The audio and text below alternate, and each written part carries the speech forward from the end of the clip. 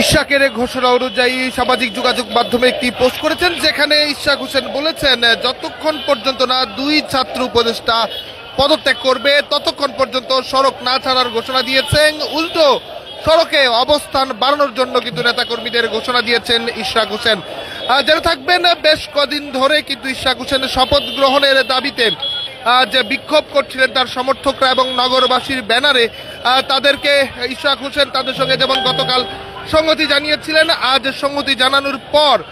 কিন্তু নতুন করে যেমন আদালতের রায় এসেছে, সিদ্ধান্ত এসেছে, শপথ গ্রহণে আর কোনো বাধা নেই। এরপর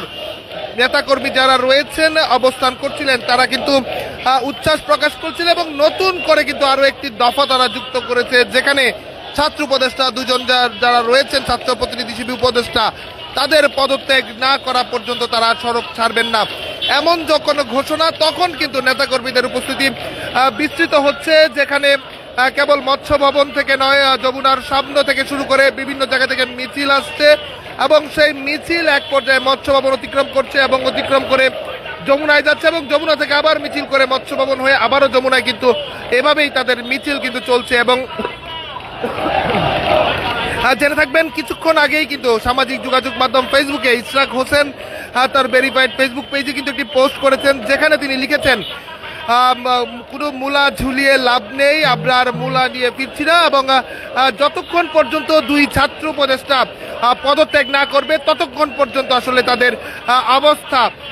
অব্যাহত থাকবে এবং বরং তার নেতা কর্মী সমর্থক যারা রয়েছেন যারা অবস্থান করছেন তাদের প্রতি আহ্বান জানিয়েছেন সড়কে উপস্থিতি আরো যেন বাড়িয়ে আওয়াজ তোলা হয়। এবং এই উপস্থিতি যখন আওয়াজ তোলা হয়েছে এবং ইশাক হোসেনের এমন মন্তব্যের পরে কিন্তু আমরা লক্ষ্য করেছি যেখানে ইশাক সমর্থকদের মধ্যে স্লোগান উঠেছে দুই উপদেষ্টার নাম, আগে এক উপদেষ্টা থাকলে এখন দুই উপদেষ্টার নামে কিন্তু স্লোগান উঠছে। যতক্ষণ পর্যন্ত না তাদের পদত্যাগ নিশ্চিত হবে ঠিক ততক্ষণ পর্যন্ত আসলে তাদের এই বিক্ষোভ চালিয়ে যাবার কিন্তু ঘোষণা তারা দিচ্ছেন এবং তাদের বক্তব্যে স্লোগানে এই কথাগুলোই কিন্তু উঠে আসছে। এবং আপনারা জেনে থাকবেন বিগত সিটি কর্পোরেশন নির্বাচনে ভোট থেকে সরে দাঁড়িয়ে কিন্তু একটি মামলা করেছিলেন ইশাক হোসেন এবং সেই মামলার রায় কিন্তু জুলাই আগস্ট অভ্যুত্থান পরবর্তী সময়ে যে সেই রায় অমীমাংসিত রায়টি কিন্তু নতুন করে কিন্তু আদালত ঘোষণা করেছে এবং যেখানে নির্বাচিত ঘোষণা করা হয়েছিল ইশাক হোসেনকে। এবং ইশাক হোসেনের এই ঘটনার পর কিন্তু নির্বাচন কমিশন থেকে গেজেট প্রকাশ হয়েছে, নির্বাচন কমিশন থেকে গেজেট প্রকাশ হওয়ার পর কিন্তু আসলে আমরা লক্ষ্য করেছি যে শপথ নিয়ে আরো একটি রিট করা হয় এবং সেই রিটের প্রেক্ষিতে কিন্তু আটকে যায় ইশাক হোসেনের যে শপথের আনুষ্ঠানিকতা এবং এরপরই মূলত বিক্ষুব্ধ হয়ে পড়ে ইশাক সমর্থক যারা রয়েছেন তারা কিন্তু বিক্ষুব্ধ হয়ে পড়ে এবং এই বিক্ষোভ শেষ পর্যন্ত শুরুতে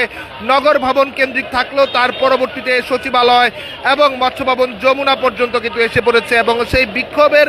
এক পর্যায়ে আবার কিন্তু গতকাল যেমন রায় হওয়ার কথা ছিল সেই রিটের আবেদনের বিপরীতে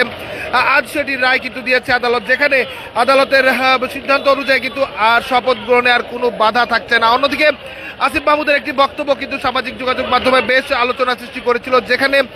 তিনি বলেছিলেন যে স্থানীয় সরকার নির্বাচনে যে মেয়াদগুলো শেষ হয়েছে সেটির জন্য নির্বাচন কমিশনকে আসলে চিঠি দিচ্ছে স্থানীয় সরকার, স্থানীয় নির্বাচন আয়োজন করার জন্য কিন্তু স্থানীয় সরকার প্রশাসন থেকে কিন্তু আসলে সেই চিঠিটি তাদেরকে দেওয়ার কথা কিন্তু বলা হয়েছে। এবং এমন যখন পরিস্থিতি তখন কিন্তু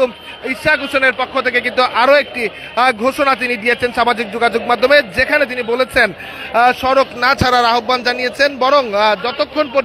পর্যন্ত না দুই ছাত্র উপদেষ্টা পদত্যাগ করছে ঠিক তার আগে কোনোভাবেই যেন সড়ক না ছাড়া হয়, বরং সড়কে আরো নেতাকর্মীদের উপস্থিতি এবং সমর্থকদের উপস্থিতি তিনি প্রত্যাশা করেছেন। এমন যখন পরিস্থিতি তখন কিন্তু নেতাকর্মীদের অবস্থান বাড়ছে এবং আপনি যদি বলতে চাই ঠিক যে অংশটি দেখছেন যেটি শাহবাগ অভিমুখে রমনার দিকে চলে গিয়েছে এবং অন্য আরেকটি কিন্তু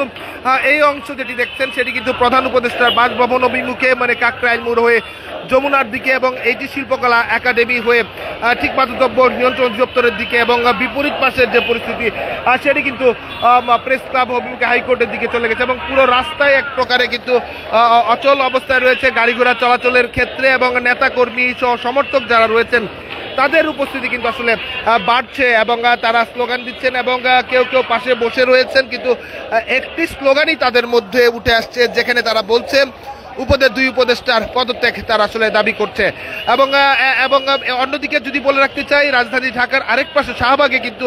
আরো একটি বিক্ষোভ চলছে। শাম্য হত্যাকাণ্ডের ঘটনায় ছাত্রদল নেতা এবং জুলাই অভ্যুত্থানের যিনি একজন সম্মুখসারী আন্দোলনকারী ছিলেন এবং তার হত্যার বিচারের দাবিতে কিন্তু ছাত্রদলের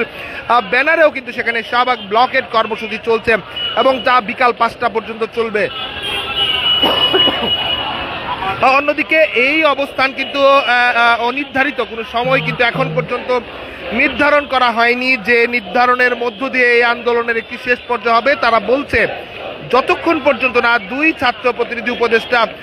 পদত্যাগ করছে ততক্ষণ পর্যন্ত আসলে এই বিক্ষোভ জারি রাখার কথা কিন্তু ঘোষণা দিয়েছেন। বরং শক্তি এবং জনসমাগম আরো বাড়ানোর ঘোষণা এবং আহ্বান কিন্তু জানিয়েছেন ইশরাক হোসেন।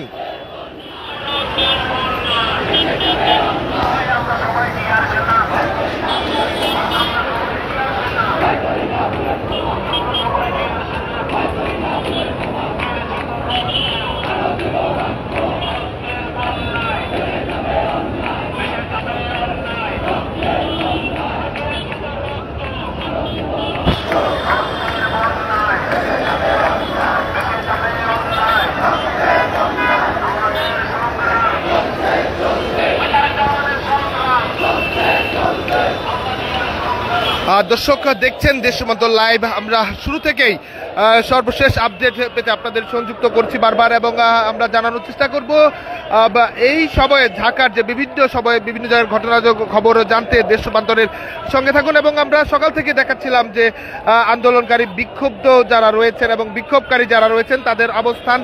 এবং সময় যত বাড়ছে তাদের অবস্থানের দৃঢ়তা বাড়ছে, এবং নতুন করে কিন্তু যে আলোচনাটি এবং নতুন যে দাবিটি তারা কিন্তু যুক্ত করেছে।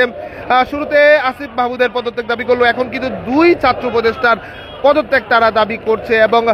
এই দাবিতে এখন পর্যন্ত কিন্তু সেই বিক্ষোভ অব্যাহত রেখেছে ইশরাক সমর্থক সহ বিএনপির বিভিন্ন পর্যায়ের নেতাকর্মী যারা রয়েছেন তারা কিন্তু অবস্থান জারি রেখেছেন। বিশেষ করে ইশরাক হোসেন কিছুক্ষণ আগে তার সামাজিক যোগাযোগ মাধ্যম ফেসবুকে একটি স্ট্যাটাস দেওয়ার পরে কিন্তু এই জায়গা থেকেই নতুন করে স্লোগান উঠতে শুরু করেছে দুই উপদেষ্টার পদত্যাগের দাবি নিয়ে। যতক্ষণ পর্যন্ত না এই দুই উপদেষ্টা মানে আসিফ মাহমুদ এবং মাহফুজ আলম তারা যতক্ষণ পর্যন্ত না পদত্যাগ করবে ততক্ষণ পর্যন্ত তাদের যে অবস্থান সেই অবস্থান অব্যাহত রাখার ঘোষণা কিন্তু দিয়েছে ইশরাক হোসেনের পক্ষ থেকে। সমর্থক যারা রয়েছে তারা কিন্তু সেই ঘোষণাটি দিয়েছে।